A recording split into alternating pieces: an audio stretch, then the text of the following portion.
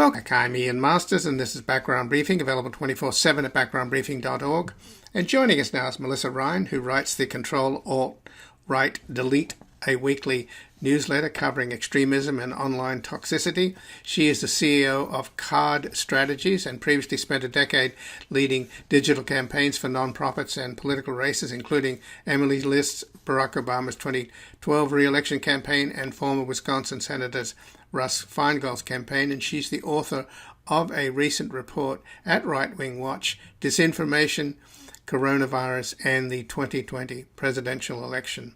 Welcome to Background Briefing, Melissa Ryan. Thank you so much for having me.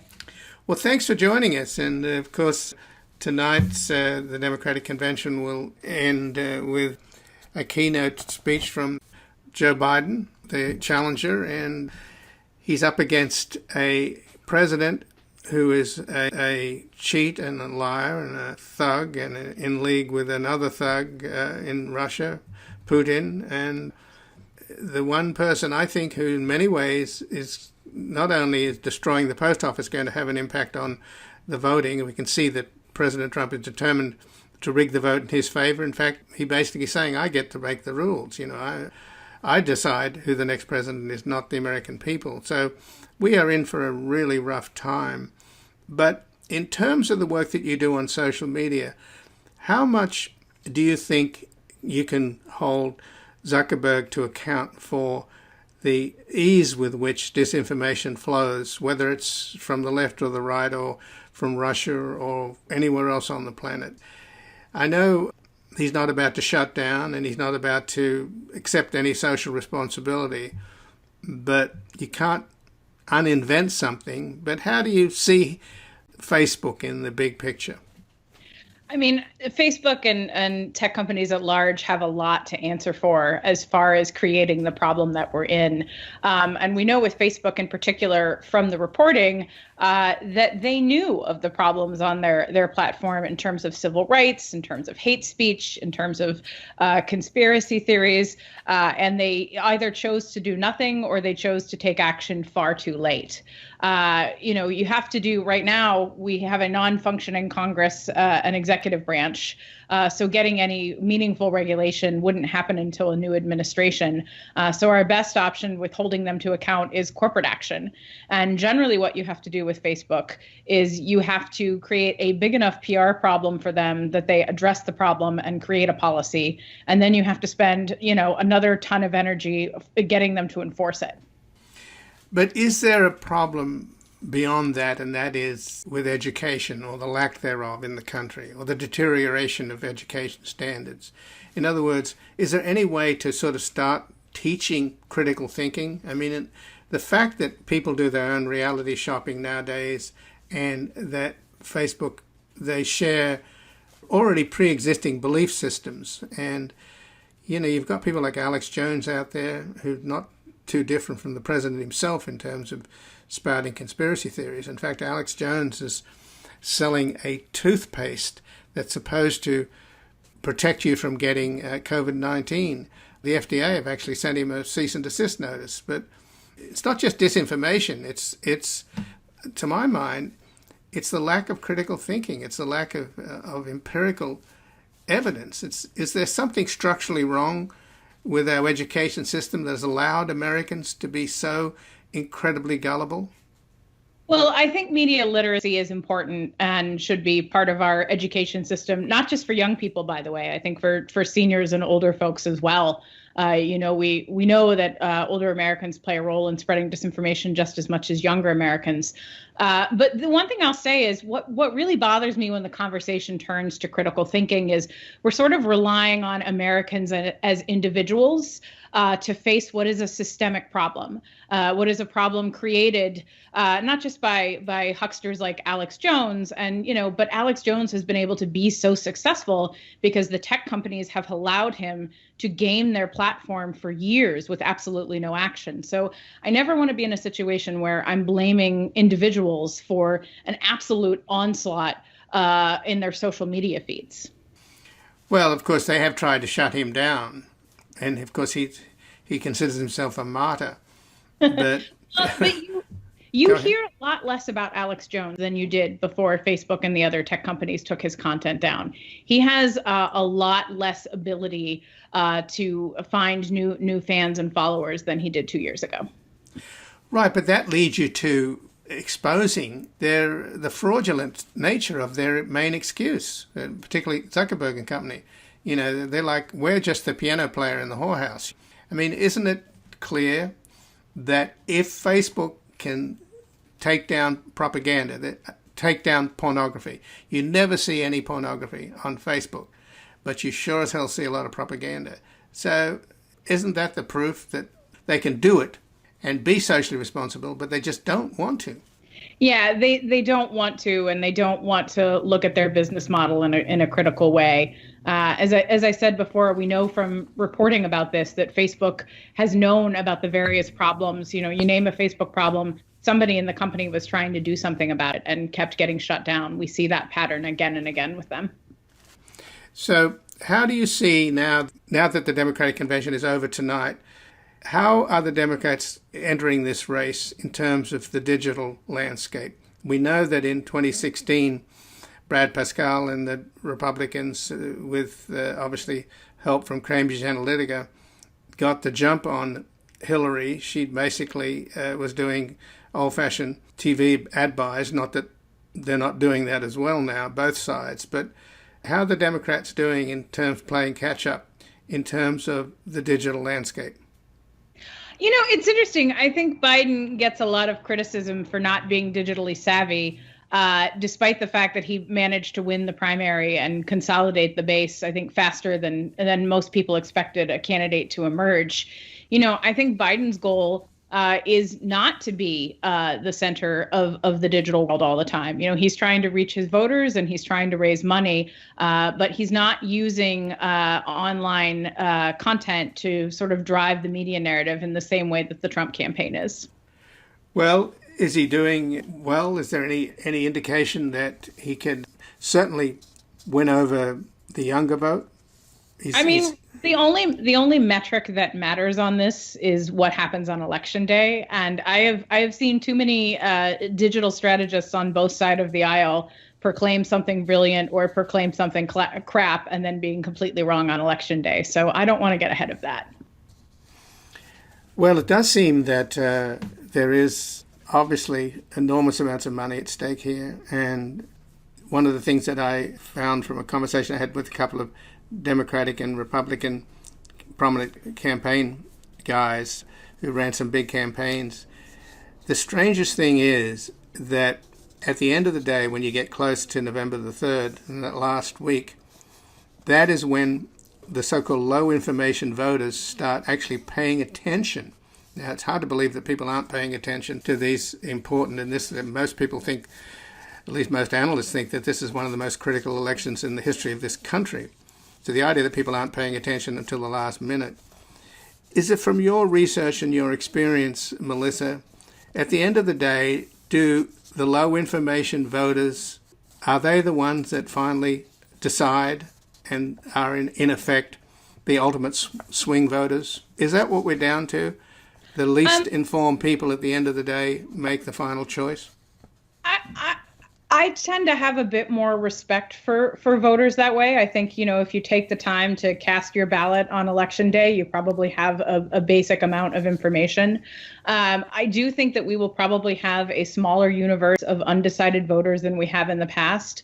Also, given how many people are going to be voting by mail or voting by absentee ballot, I don't know that we will have that same, you know, last couple of weeks before the election. I don't know that that will look the same as it has in the past because people are going to start early voting pretty soon.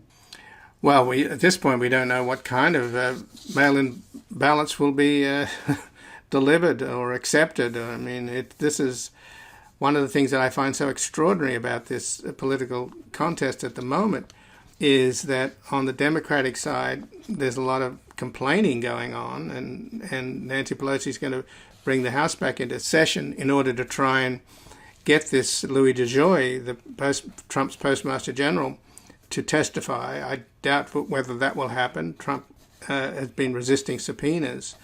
But is there an asymmetry there, to your mind, Melissa, in as much as the Democrats are complaining about something that's so unjust, which is one candidate is writing the rules for his own re-election. And in the interview he did with Chris Wallace, Trump basically said, I get to decide who the next president is, not the American people.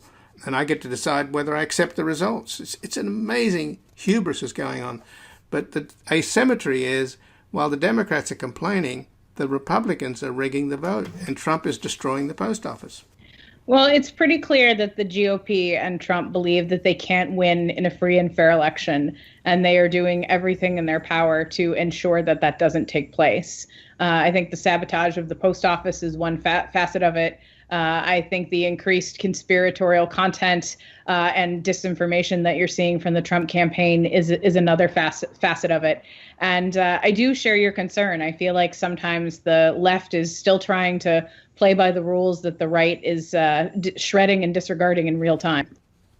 And when you talk about ramping up the disinformation, is there that many people in this country that would, for example, believe the QAnon conspiracies? I know there's been a lot of attention to QAnon lately because of this QAnon believer, Marjorie Taylor Greene, who won the Republican primary in Georgia's 14th congressional district.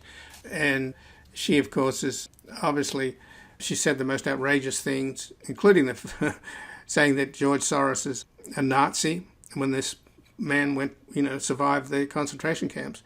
So what kind of polling is there on that constituency that believe this strange stuff? And when Trump indulges in it and retweets all this stuff, does it basically get more people to vote against him? Or are there people that could possibly be susceptible to this idea that the Democratic Party and the so-called deep state are in fact a cabal of child sex traffickers who drink children's blood and consort with demons and Satan himself? We unfortunately can't ignore the threat of QAnon. There are more than 65 candidates, QAnon believer candidates, who have run for Congress this year. Alex Kaplan at Media Matters has been tracking this better than anyone. I believe more than 14 of them have won their primaries, including Marjorie Taylor Greene in Georgia. It seems like there will be at least 2 QAnon candidates in Congress in the fall, including, I think, one in Colorado where she beat a Republican incumbent in a district that's not a toss-up. And of course, she's not expected to win, but the Oregon Senate Republican Senate nominee is a QAnon believer as well. Trump has never explicitly acknowledged the conspiracy theory and said that it's real, but he does throw them a lot of carrots. Like you said, he retweets QAnon influencers quite a bit. And it seems like his campaign is relying on this network of conspiracy believers to spread pro-Trump content in addition to conspiracies. So does that get back to our earlier conversation then, Melissa, that this is about something that's happened to our education system, that people could be so gullible or so ill-educated? And I recall in the 2016 campaign, Trump actually said at a rally, "I love the poorly educated." Are we back to that? How could anybody believe this stuff, let alone how many thousands, hundreds of thousands, whatever the number is, along with the fact that, what'd you say, 75 candidates? It was 60, at least 65, yeah. 65, my God. So are we back to the education issue? You know, I would actually look more at the many failures in our system of government and folks looking for an explanation, any explanation, and trying to feel some measure of control. So we know that during the COVID-19 pandemic, conspiracies about COVID, about vaccines, and new QAnon conversation has just exploded online. And I think part of it is folks just trying to find some explanation for their fear and trying to find some way to make it all make sense. So just in the last couple of minutes, back to Mark Zuckerberg, who, you can't blame it all on him, but he certainly, through you can Facebook, blame a lot of it on him. Well, go ahead. make my day. But he did say, and I guess it was a while back, this was when QAnon was first putting their messages up, and he announced that Facebook would shift its focus towards building meaningful communities to bring the world closer together. So that's certainly not happening. Is he delusional or just cynical? I think a little of both. It is interesting because one of the things he was pushing at that time was Facebook groups. And of course, we now know that Facebook groups have been used as a way to push and amplify right-wing content, extremist content, QAnon content, and anti-vaccination content. Facebook, it has to reckon. But frankly, I think it's going to take the public forcing it. And my hope is that in the next administration that we are able to rally up enough public anger and enough concern to our elected officials that we can get some meaningful regulation against these tech companies, many of which are monopolies. Well, can you cut the cord, pull the plug, just disengage? Is that... I don't think realistically for many people that you can, unfortunately. I mean, the thing I think of about Facebook is it's, how so many of us see pictures of our families. It's how my parents see pictures of their grandkid. And also, I think if you're pulling the plug, I just don't know that even if you manage to get a third of users in America to do so, that Facebook wouldn't have enough market share around the world to make up for that. Because again, they're a monopoly. They don't really have a competitor. So cute little kittens will live on. That's our future? little kittens and grandkids. Nice. Well, I'm all for grandkids. Well, Melissa, let's stay in touch throughout this election season now that we have the Republican convention coming up, but it's pretty clear that this is really, just in closing, I'd like your comment on my belief that this is not really anymore a partisan election. This is an election where American democracy itself is at stake because one of the candidates is rigging the election and forcing us to play by his rules, which is completely unacceptable. He's a cheat and a bully, and he can't possibly get away with it. So at the end of the day, surely somebody's got to make this election about the survival of American democracy itself.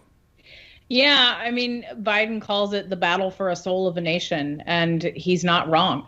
I don't want to be hyperbolic, but I do wonder if Trump wins re-election, if we will have an election the next time. And I think the stakes are that high.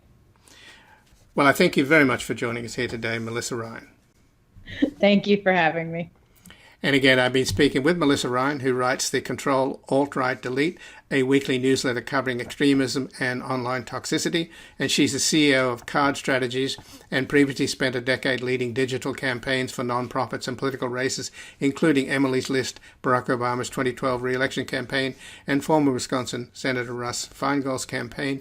And she's the author of a recent report at Right Wing Watch, Disinformation, Coronavirus, and the 2020 Presidential Election. This has been Background Briefing. I'm Ian Masters. I'd like to thank producer Graham Fitzgibbon. This program is available at backgroundbriefing.org, where you can sign up for email updates as well as subscribe wherever you get your podcasts. And if you like this program, you can help us reach more listeners by taking a moment to rate and review us on iTunes, Google Play, and wherever you get your podcasts. And please do share today's program with friends, family, and colleagues on Twitter and Facebook. To help us sustain our mission, spread the word, and keep us corporate free, we have added a donate button. So if you are in a position to give support, please take a moment and visit backgroundbriefing.org/donate, where your tax-deductible contributions will help us continue to build a reality-based community in post-truth America. And I'll be back again with another Background Briefing. Bye for now. Lady dressed in white with a man she loved.